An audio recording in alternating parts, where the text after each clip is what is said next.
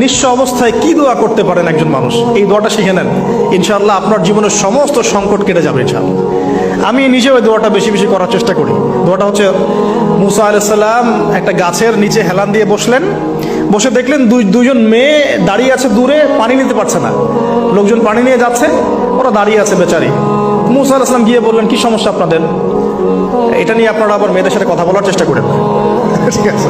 তো মাহারাম গায়রা মাহারাম মেনে চলে। তারা বললেন যে আমাদের বাবা অনেক বৃদ্ধ মানুষ, আমরা পানি নিতে পারি না যতক্ষণ না আমাদের কম পানি নিয়ে চলে যায়।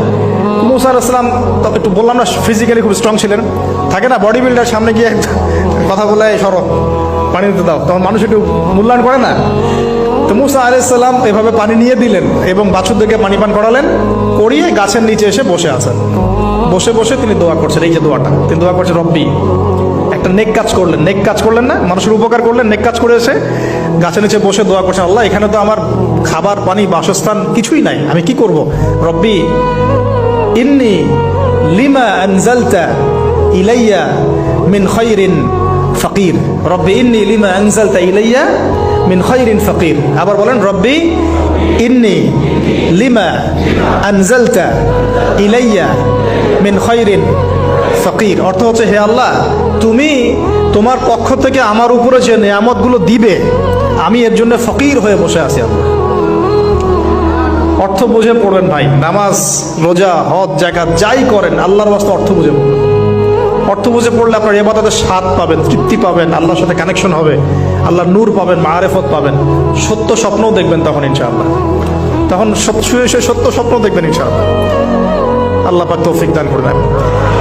এবার আল্লাহ পাকের সাহায্য নেমে আসলো, ওই দুই মেয়ের মধ্যে একজন হেঁটে হেঁটে চলে আসে। এবার এই মেয়ের হাঁটা সম্পর্কেও কোরআন কথা বলেছে, সুবহানাল্লাহ।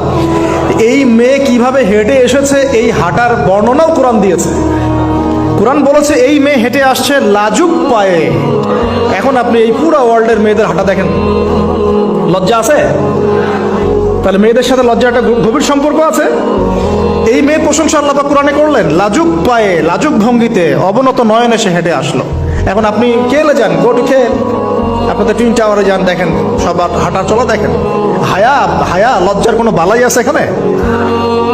আমি গত লেকচারে বলেছিলাম যে আদম আলাইহিস সালাম এবং হাওয়া আলাইহিস সালাম, ইবলিস তাদের সাথে প্রথম যে আচরণ করেছে ওই ফল খাওয়ানোর পরে, সেটা কি? তাদের গা থেকে পোশাক খুলে পড়ে গেছে, মানে নগ্ন করে দিয়েছে আমাদের পিতামাতাকে, মহাবিশ্ব নগ্ন করে দিয়েছে কে? ইবলিস। তো এখন এই পৃথিবীতে আমরা যারা নগ্নতার চর্চা করছি, তার কার এজেন্ট আমরা বুঝতে বাকি আছে? আমার কথা কি বুঝতে পারছেন কিনা? এই কানেকশন মেলানোর চেষ্টা করেন, ডটসগুলো মেলানোর চেষ্টা করেন।